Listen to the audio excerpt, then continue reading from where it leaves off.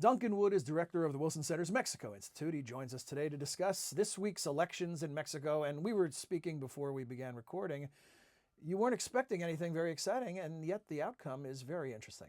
You're absolutely right. I mean, it's we were tracking the election for months ahead of time. Obviously, we fully predicted that the ruling party, the pre-party, would come out on top, which is exactly what happened. We thought they'd maintain their majority, which is exactly what happened. But it's the other things that happen in this election campaign that are really fascinating. Yeah, so it's maintaining power with an asterisk, something like that. Absolutely. So the big story that everyone's been talking about is, of course, the first independent candidate victory, so-called El Bronco. Tell us about this colorful figure and about his surprising victory. Well, so the first question that people have is how independent is he really? Yeah. I mean, the guy comes 30 from, years in the party. Exactly, in the ruling party, and a strong base in local politics. And I think that's how you begin to understand his character. So is he independent in name only? He's independent. He's broken free of the party for the time being. A little bit worrying that he sort of sent a message to the president immediately thanking him for, the congratulations that he'd sent, etc. But I mean, this is a guy who's defined his own personality. Rather than being independent, I think it's more important to recognize that this guy is a professional politician.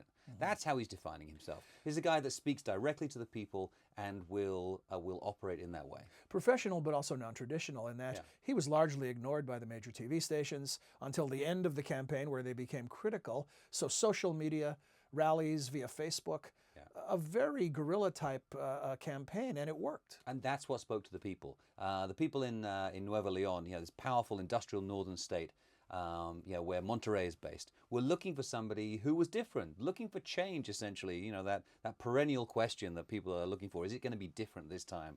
And he was able to convey a message and a style that said, I'm not afraid of the vested interests. I'm not afraid of organized crime. He has a very strong history of tackling organized crime when he was mayor. And he said, I'm willing to do things that other politicians are not willing to take on. Is there evidence that that's more than rhetoric? I mean, in his acceptance speech or his victory speech, he said, we're going to fumigate the governor's office. It's all very powerful rhetoric. Are there any indications he's a true reformer, or is it just rhetorical flourish?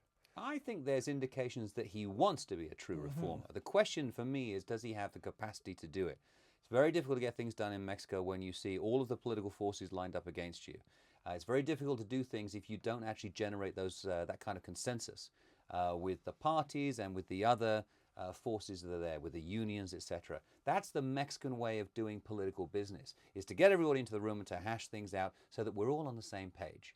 Don't get too far ahead, because that way you're not a leader, you're just a loner. What about the fallout for the political parties and for the political establishment? Is it possible at this stage of the game to figure that out? In that it is intriguing. You have a guy who appears to be a maverick, appears to be an independent, appears to be things that challenge the status quo. On the other hand, he has ties to the status quo and a history with the status quo. So is there some big message to the establishment, or might this just be an anomaly?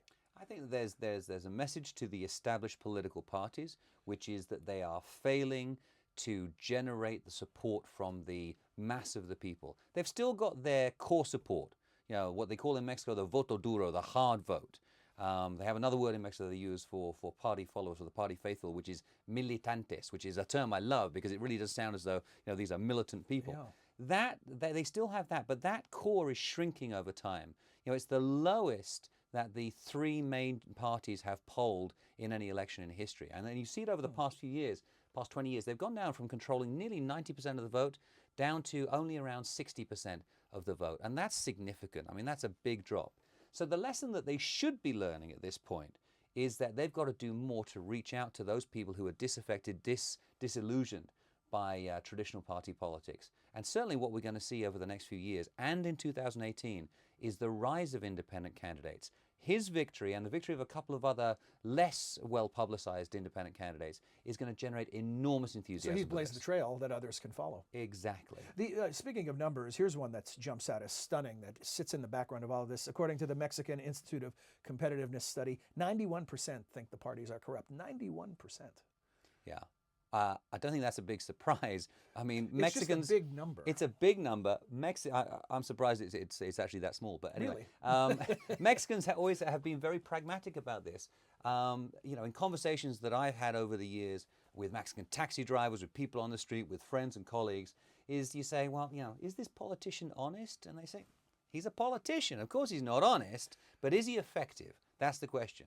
And I think a lot of Mexicans make their political decisions based upon that. Is this a party that's going to come in, whether they're honest or not, is less important than can they get the job done? When parties are not getting the job done, and the definition of that varies according to which person, but often it's about the economic situation, job growth, etc.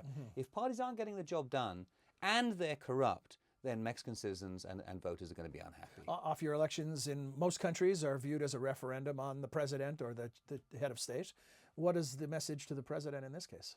It's really interesting because I think there's less of a message to the president here than there is to the political elite, the political establishment.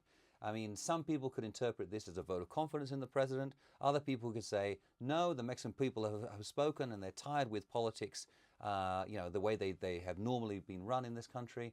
I think that the president is going to look at this and he's going to say, this is not a disaster. We've maintained control of the Congress, which means we have a clear legislative path for the next 3 years. However, it's also clear that Mexican people are unhappy with politics.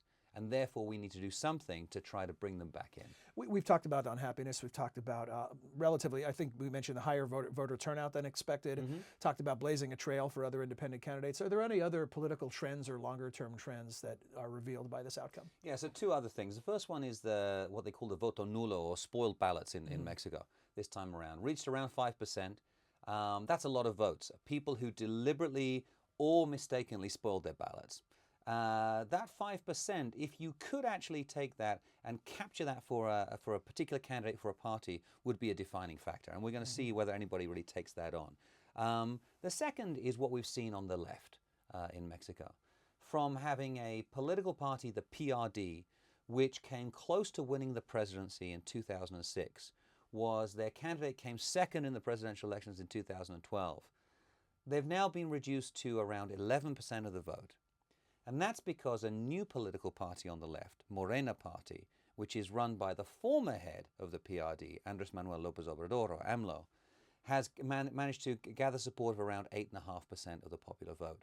You've also got a Workers' Party with a couple of percent, and you've got a Citizens Movement Party with around 6% of the vote. When you add together all of those, you get to around 28% of the popular vote, which has made some people say, well, look, the left is still a viable option in Mexico. But it's not a viable option if it's not united. It's too diffused. And that fragmentation is really, I think, one of the most important factors that worries me moving ahead, because if you don't have a strong left in Mexico, the system becomes a little bit disbalanced. A final question, a final thought about, do these results affect priorities? Bottom line, do public policy priorities change? We hope so. Certainly not in terms of the reform agenda. The reform agenda will continue, in terms of implementing the structural reforms were put in place in the first 2 years of the government. But hopefully the message is that we have to continue pushing ahead with reforms to transparency, anti-corruption systems. The Mexican government or the Mexican system has just passed a new national anti-corruption system which involved a constitutional reform. And it's actually a pretty credible new system.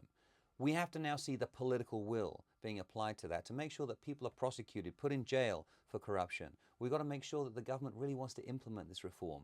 And that's the message that I think the Mexican people have sent with the election, and we'll now see whether or not the president has heard it. Great. Duncan, thanks for joining us. Thanks a lot, John.